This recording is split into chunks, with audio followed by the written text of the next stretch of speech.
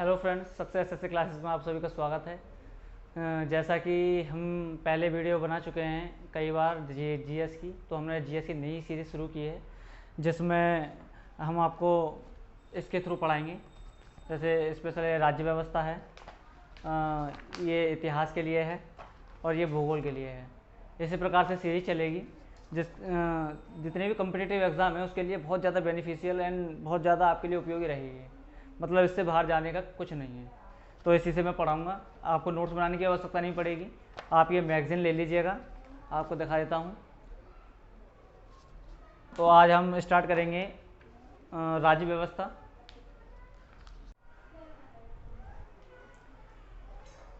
आइए तो शुरू करते हैं राज्य व्यवस्था। राज्य व्यवस्था में हम पहला टॉपिक पढ़ेंगे कंपनी के शासन अधीन अधिनियम। जैसे जो संवैधानिक विकास था ना, भारत का संवैधानिक विकास, उसमें कौन कौन से एक्ट आए थे कंपनी के अधीन, तो सबसे पहले उनको देखेंगे। सबसे पहले हम देखते हैं क्या है भारत का संवैधानिक विकास। भारत का संवैधानिक विकास, संवैधानिक विकास। इसमें सबसे पहले देखें कंपनी के अधीन जो एक्ट आए थे, पहले उनको देखते हैं। कंपनी के शासनाधीन अधिनियम। अधिनियम को इंग्लिश में एक्ट बोलते हैं, ठीक है। सबसे पहले देखते हैं सबसे पहला एक्ट कौन सा आया था हमारा। सबसे पहला एक्ट आया था हमारा, एक मिनट, सबसे पहला एक्ट आया था हमारा रेगुलेटिंग एक्ट।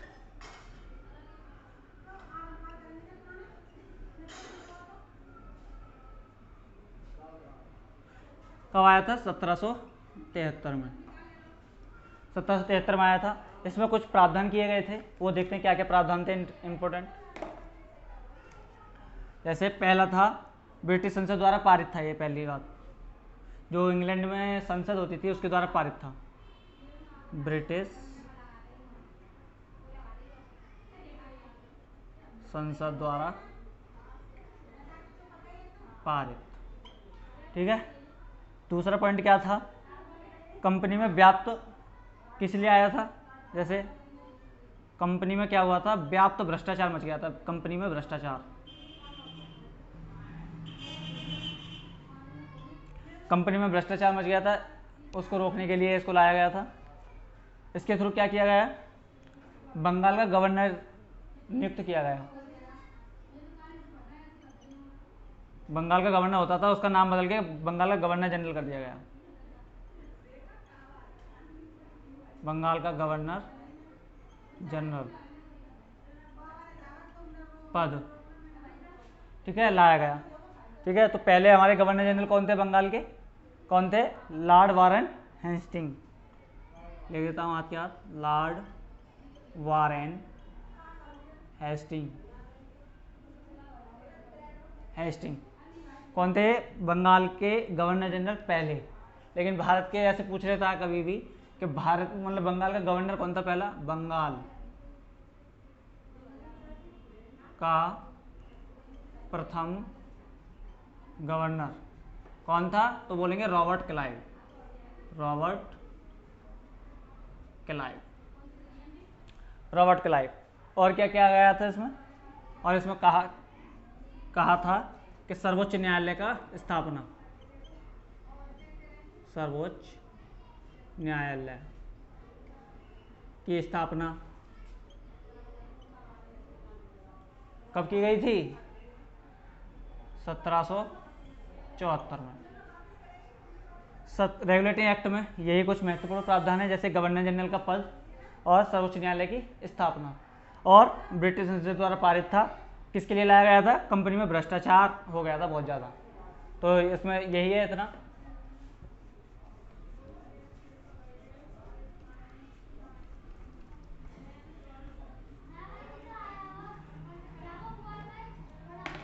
दूसरा क्या था?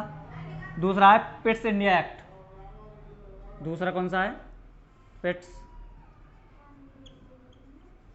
इंडिया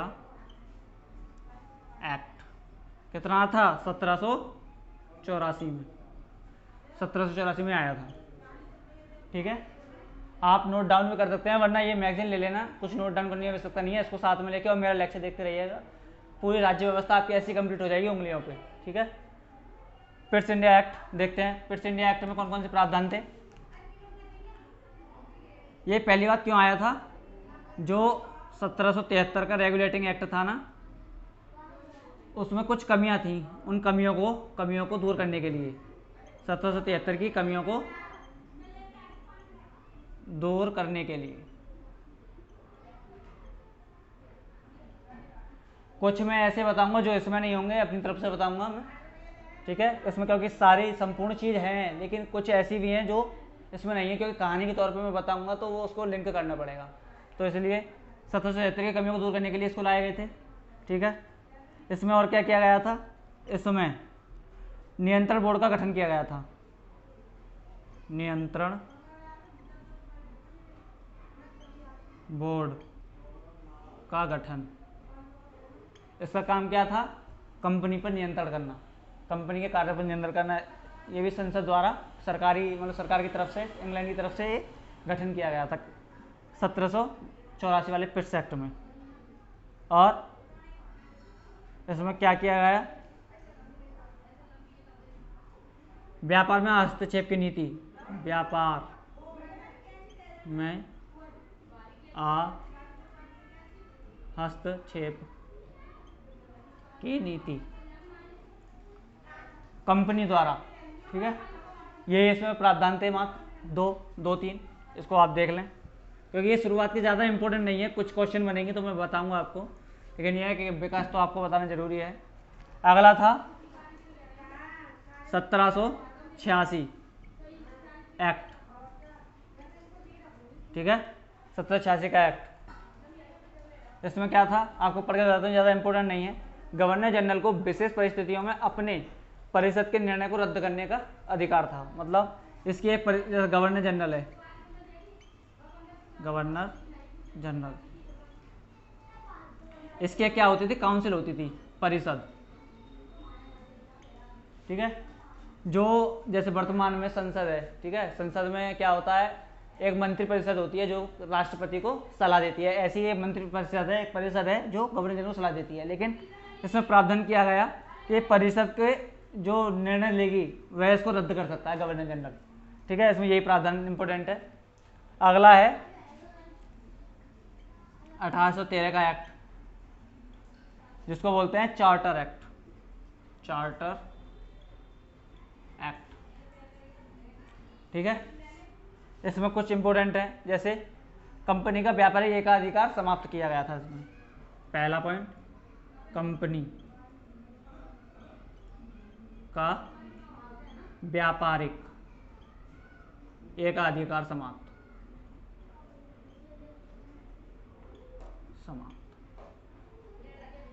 एकाधिकार समाप्त किया गया। जैसे क्या होता था, जैसे जब ये कंपनी गठन किया गया था तो महारानी एलिजाबेथ थी, जिन्होंने क्या था कि कंपनी मतलब भारत पर व्यापार करने की संपूर्ण इनको एकाधिकार दे दिया कि कंपनी पर केवल यही व्यापार करेंगे, इन्हीं का एकाधिकार रहेगा और कोई कंपनी नहीं आएगी, ब्रिटिश कंपनी ही करेगी। तो 1773 एक्ट आया, तब देखा कि कंपनी ज़्यादा भ्रष्टाचार मचा रही है, तो इन्होंने इसके मतलब जो इनके अधिकार थे उनको थोड़ा कम करते गई। तो इसी एक्ट के तहत इनके जो व्यापारिक एकाधिकार था उसको समाप्त कर दिया गया। लेकिन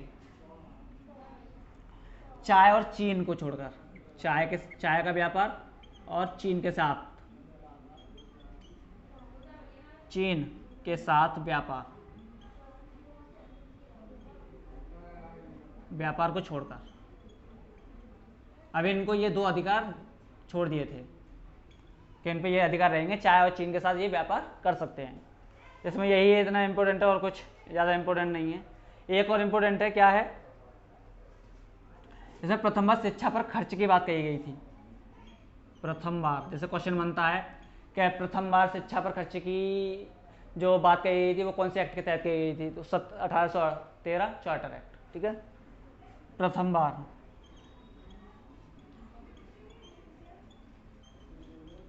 शिक्षा पर खर्च, प्रथम बार शिक्षा पर खर्च। ठीक है, इसमें ये इंपॉर्टेंट है, इससे ज़्यादा कुछ नहीं पूछेगा। अब इम्पोर्टेंट इनके बढ़ती जाएगी, जैसे ये इसमें ये 3 पॉइंट बेहद बहुत ज़्यादा इंपॉर्टेंट है, इनको नोट कर लीजिए, इन पर क्वेश्चन बनते ही रहते हैं अधिकतर। अब इम्पोर्टेंट इनकी बढ़ती जाएगी। अब चार्टर एक्ट आएगा, चार्टर एक्ट कितना 1833। 1813 के बाद 1833, मतलब हर 22 वर्ष बाद एक एक्ट आता था। इसमें क्या था, इसमें क्या किया गया, कंपनी का व्यापार पर संपूर्ण अधिकार खत्म कर दिया। व्यापार पर अधिकार समाप्त।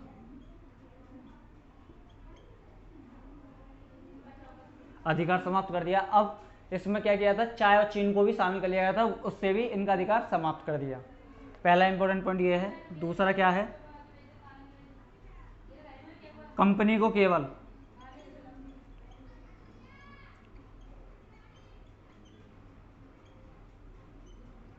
राजनीतिक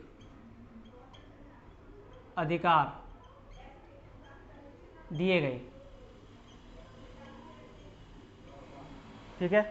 अगला पॉइंट, जो बंगाल का गवर्नर जनरल था ना 1773 में जो बना था, बंगाल का गवर्नर जनरल, इसका पदनाम बदल कर क्या किया गया, पदनाम बदल दिया गया। बदल दिया, क्या किया गया, भारत का गवर्नर जनरल। जो पहले बंगाल का गवर्नर जनरल कहते थे, अब उसको भारत का गवर्नर जनरल कहेंगे, पूरे भारत का, भारत का गवर्नर जनरल। गवर्नर जनरल कौन थे भारत के पहले governor general, Lord William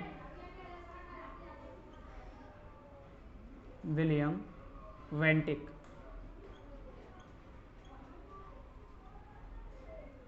Lord William वेंटिक। एक बार आपको दोबारा रिवीजन कराता हूँ। बंगाल का गवर्नर कौन था, रॉबर्ट क्लाइव। रॉबर्ट क्लाइव ये गवर्नर था पहला बंगाल का। और गवर्नर जनरल कौन था पहला, वॉरेन हेस्टिंग। Warren Hasting. और भारत का प्रथम गवर्नर जनरल विलियम वेंटिक। विलियम वेंटिक। पहले पहले अधिकतर नाम पूछता है कि बंगाल का गवर्नर जनरल कौन था पहला, या गवर्नर कौन था, या भारत का गवर्नर जनरल कौन था। ठीक है। और क्या है इसमें अगला प्रावधान,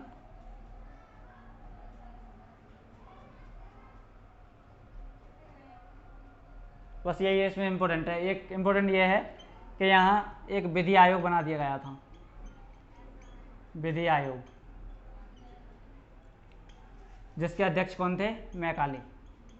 ये और इस एक्ट के तहत ये और प्रावधान किया गया था कि क्या, विधि आयोग बनाया गया पहला। कब बनाया गया, 1834 में। और इसके अध्यक्ष थे मैकाले। ऐसे मत इतना ही इंपॉर्टेंट है।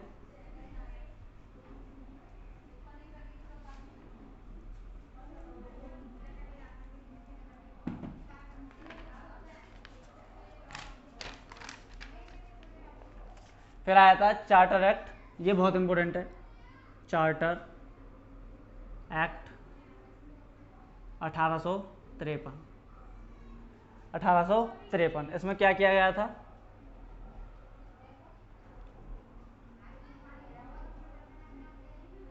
क्या इसमें ज़्यादा इंपॉर्टेंट दिया है, इसमें सबसे मेन है कि सिविल सर्विस, अपनी तरफ से बता रहा हूँ, इसमें नहीं है, सिविल सर्विस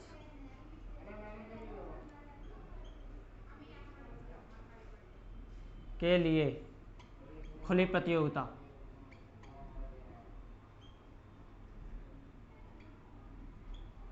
भारत में, भारत के लिए सबसे मेन इंपॉर्टेंट इसका यही वाला स्टेटमेंट है। ये पूछता 1853 वाला कि सिविल सर्विस के लिए प्रावधान किस एक्ट के तहत किया गया था, किसके तहत, 1853। ठीक है। इसके बाद आता है 1858। अब क्या है, इसमें क्या करेंगे, कंपनी को ख़त्म करेंगे। अब ब्रिटिश का शासन आएगा, ठीक है, ब्रिटिश शासन।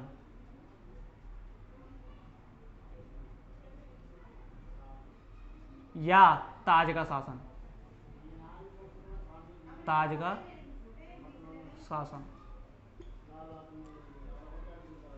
जैसे आपने इतिहास में पढ़ा होगा कि 1857 में जो विद्रोह हुआ था ना, 1857 का विद्रोह, उसके बाद ये शासन आया था। क्या क्या हुआ था, 1857 का विद्रोह इसलिए हुआ था क्योंकि कंपनी के भ्रष्टाचार के कारण उससे लोग परेशान हो गए थे, इसलिए उन्होंने विद्रोह कर दिया। तो जब ये युद्ध खत्म हुआ तो कंपनी का बिल्कुल कंपनी ही समाप्त कर दी उसके लिए, और उसका शासन सीधे ताज के हाथ में ब्रिटिश द्वारा चलाया जाने लगा। तो इसके लिए पहला आया भारत शासन, भारत शासन अधिनियम।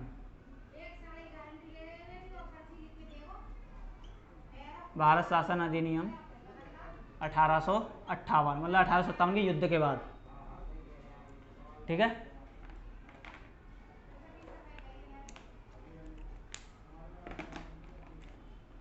इसमें प्रावधान क्या थे, सबसे पहले जो भारत का गवर्नर जनरल था उसका पदनाम बदला गया दोबारा।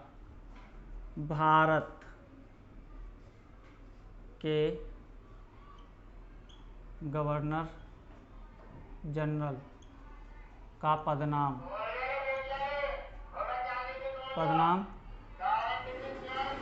बदलकर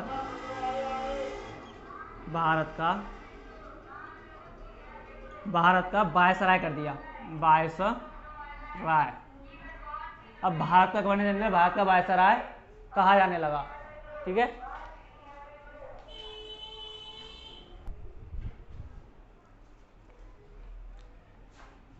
क्या किया, भारत के गवर्नर जनरल का नाम बदलकर भारत का वायसराय कर दिया गया। और भारत के प्रथम वायसराय कौन थे, लॉर्ड कैनिंग। लॉर्ड कैनिंग थे, ठीक है।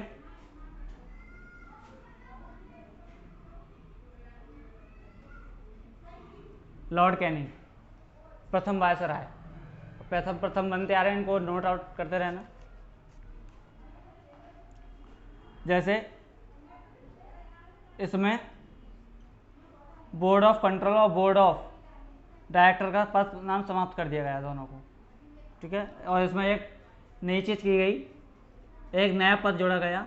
नया पद क्या जोड़ा गया, भारत सचिव।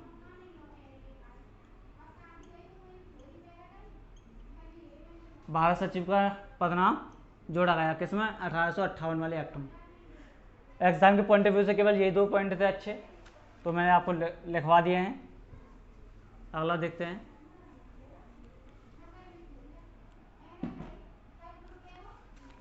अगला देखते हैं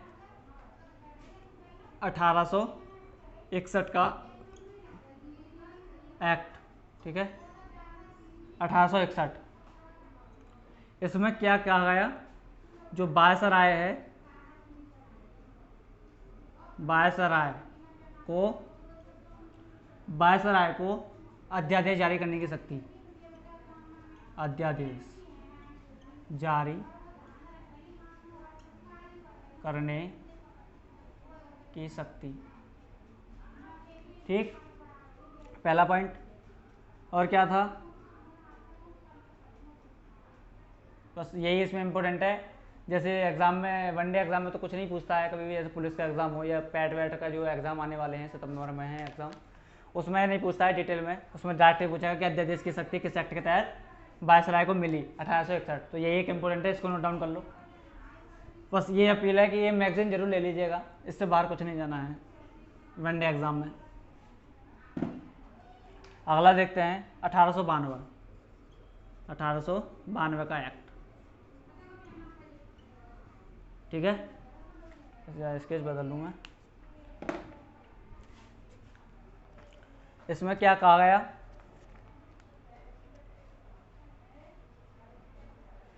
इसमें सर्वप्रथम बजट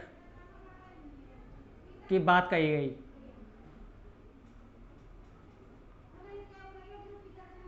अगर क्वेश्चन आता है इससे रिलेटेड, बजट से रिलेटेड, अगर बजट से रिलेटेड कोई भी एक्ट पूछता है तो डायरेक्ट आंख बंद करके लिख दो 1892। और जब बजट के लिए फेमस है और किसी ज़्यादा है तो उसमें ज़्यादा इंपॉर्टेंट कुछ नहीं दे रखा है, इसलिए केवल यह क्या बजट की बात कही गई थी। इसमें क्या कहा गया, विधान परिषद के सदस्यों को बजट पर अपने विचार प्रकट करने की छूट मिली थी। ठीक है, बस यही इंपॉर्टेंट है। बजट शब्द आया 1892, सीधे ठोक दो। अब इसके बाद जो आएगा वो इंपॉर्टेंट है, क्या है 1909 का भारत शासन अधिनियम, भारत परिषद एक्ट। ठीक है, इसको एक और नाम से बुलाते हैं, इसको बुलाते हैं मार्ले मिंटो सुधार। मार्ले मिंटो सुधार। इसमें जो मार्ले थे वो थे भारत सचिव, और जो मिंटो थे ये थे वायसराय। इसलिए इन्होंने काम किए थे, इसलिए इसको मार्ले मिंटो सुधार के नाम से जाना जाता है। बहुत फेमस है कि मार्ले मिंटो सुधार कौन सा एक्ट कहलाता है, तो कौन सा 1909। इसमें क्या कहा गया, सांप्रदायिक प्रतिनिधित्व, मतलब लिख लेते हैं सांप्रदायिक प्रतिनिधित्व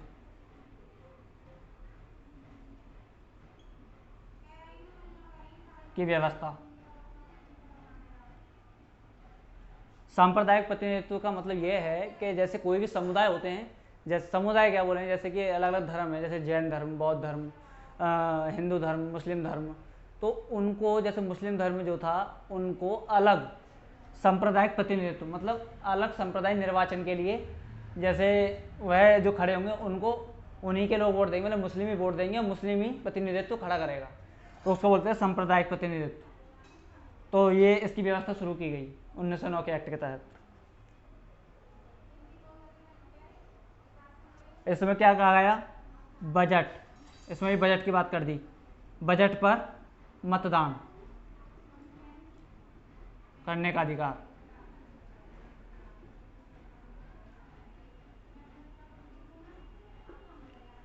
केंद्रीय विधानमंडल में, जो विधानमंडल था ना, परिषद जो बोल रहा था मैं, विधानमंडल जैसे संसद जो होती है उस टाइप की केंद्रीय विधानमंडल थी, उसमें मतदान करने के लिए अधिकार दिया गया। और क्या था, इसको कुछ अलग अलग नाम से भी जानते हैं, जैसे गांधी जी ने कहा कि इस एक्ट ने हमारा सर्वनाश कर दिया। गांधी जी ने क्या कहा था, गांधी जी क्या कहा, हमारा सर्वनाश कर दिया इस एक्ट ने।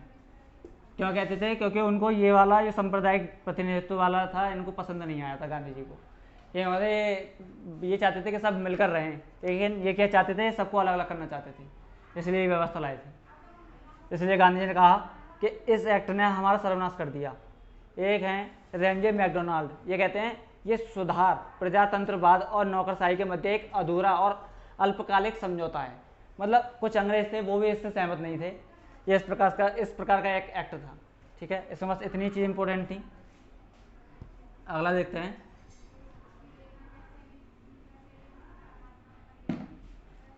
अगला आएगा भारत सरकार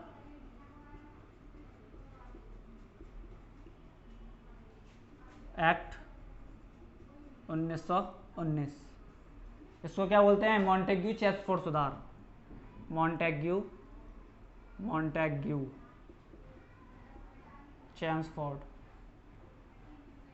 सुधार। इसमें मॉन्टेग्यू क्या क्या थे, भारत सचिव, और चेम्सफोर्ड थे वायसराय।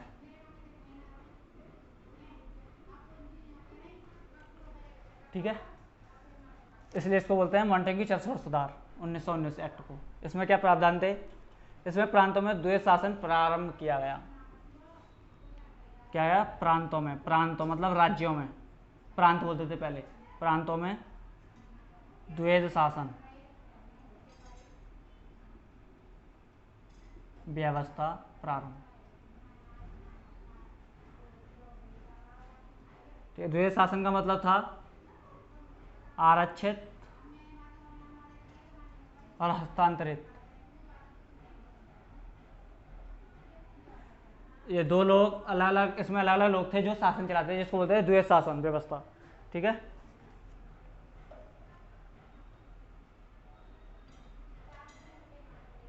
इसमें पहली बार क्या कहा गया, उत्तरदायी शासन का, उत्तरदायी शासन शब्द का प्रयोग किया गया। उत्तरदायी का मतलब होता है कि विधानमंडल के समक्ष उत्तरदायी, अगर ये कोई भी काम करेंगे तो ये उसके उत्तरदायी होंगे। विधानमंडल से पूछ सकता है कि तुमने ये क्यों किया, तो ये उसको जवाब देंगे, उसको बोलते हैं उत्तरदायी शासन की व्यवस्था का शुभारंभ यहीं से स्टार्ट हुआ। सबसे इतना इम्पोर्टेंट है और कुछ नहीं। अगला एक्ट देखते हैं, जो कि बोला जाता है, क्या बोला जाता है उसको, आधा संविधान। आधा संविधान वहीं से अधिग्रहित किया गया था। ठीक है, एज इट इज,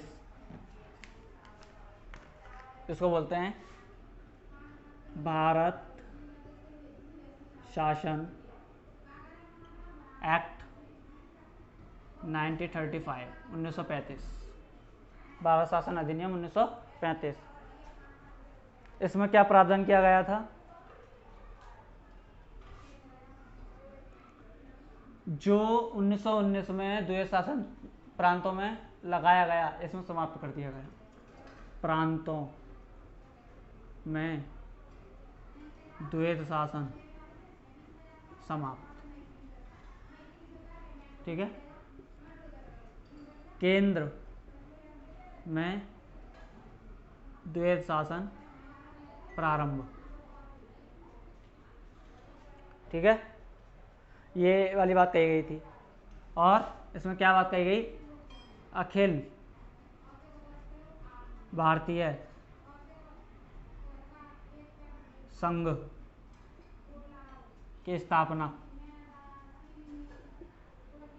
ठीक, इसके तहत और क्या किया गया, आरबीआई का गठन। ठीक, यूपीएससी का गठन, यूपीएससी जो संस्था है इसका गठन इसी के एक्ट के तहत किया गया। ठीक है, और प्रावधान क्या थे इसमें, और देख लेता हूँ मैं इम्पोर्टेंट कुछ।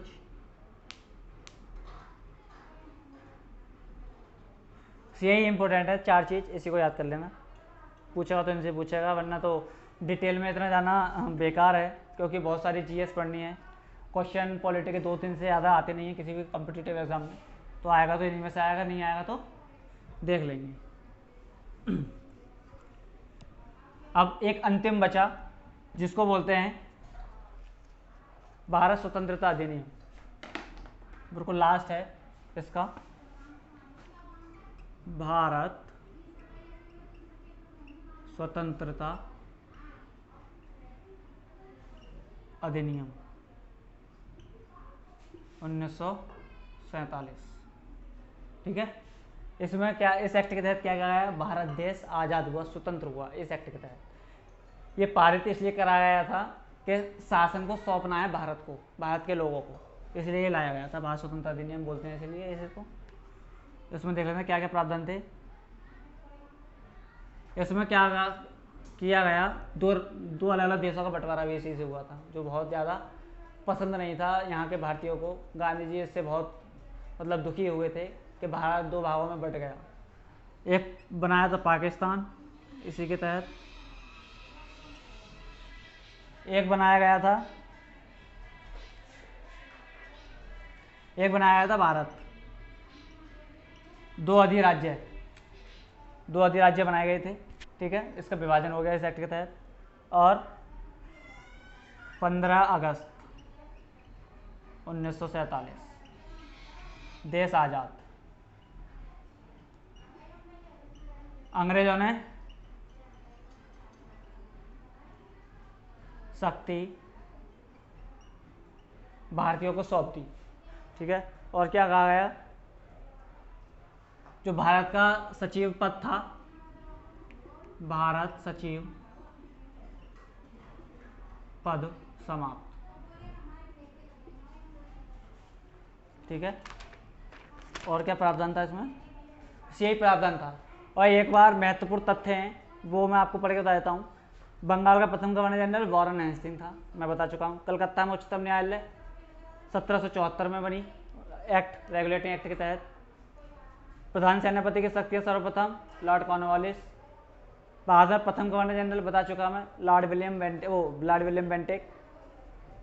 कानून निर्माण में सर्वप्रथम प्रतिनिधियों को शामिल, कानून बनाने के लिए 1861 एक्ट। केंद्र और प्रांतों में परिषदों के गैर सरकारी सदस्यों की संख्या किस एक्ट के तहत बनाई गई? 92 के तहत। उसमें बजट भी कहा गया और सदस्यों की सदस्य भी बढ़ाई गई। बर्मा को भारत से अलग कब किया गया? इसी जो 1935 वाला एक्ट था, इसमें क्या कहा गया? भारत से म्यांमार, जो म्यांमार अलग देश है वो अलग हो गया, पहले भारत के अंदर ही आता था म्यांमार। कब हुआ? 1937 में। भारत सरकार अधिनियम 1919 को जाना जाता है मार्टेन की चेम्सफोर्ड सुधार, बताया था मैंने अभी। सर्वप्रथम उत्तरदायी शासन शब्द का प्रयोग हुआ 1919 में। उत्तरदायी सरकार मैंने बताया था, उत्तरदायी सरकार लिख के बताया था यहाँ। संविधान सभा की सर्वप्रथम मांग स्वराज पार्टी ने की 1934 में। स्वराज पार्टी ने 1934 में संविधान सभा की मांग, संविधान सभा की मांग की। ठीक है, सर्वप्रथम भारत में संविधान सभा के गठन का देने वाले एम.एन. रॉय थे। भारतीय राष्ट्रीय कांग्रेस ने पहली बार संविधान सभा की मांग की 1934 में ही। स्वराज पार्टी ने भी 1934 में की और एम.एन. रॉय ने भी 1934 में की। तो मतलब कुछ भी आए किसी के बाद तो एक डेट आपको याद रखनी, 1934। भारत संविधान सभा चुनी गई अप्रत्यक्ष निर्वाचन द्वारा। अप्रत्यक्ष निर्वाचन का मतलब होता है, मतलब जैसे अब वर्तमान में संसद राष्ट्रपति को चुनते हैं अप्रत्यक्ष द्वारा, इसी प्रकार से चुनी गई थी सरकार। ठीक है, इसमें सीधे लोग वोट नहीं देते थे और इसी प्रकार से ये अप्रत्यक्ष निर्वाचन द्वारा भारत संविधान सभा चुनी गई। ठीक है, आज के लिए इतना ही रहने देते हैं। संविधान का विकास देख लिया हमने, भारतीय संविधान। अगला देखेंगे हम संविधान सभा और उसकी निर्माण प्रक्रिया क्या क्या थी। आज के लिए इतना ही। अगर वीडियो अच्छी लगी हो तो उसको लाइक, सब्सक्राइब और शेयर जरूर करें। अगर कुछ कमी हो तो कमेंट में मुझे बताएं, जिससे मैं सुधार कर सकूं और आपके लिए अच्छे से अच्छा कंटेंट मैं दे सकूं। ठीक है, आज के लिए इतना ही, धन्यवाद।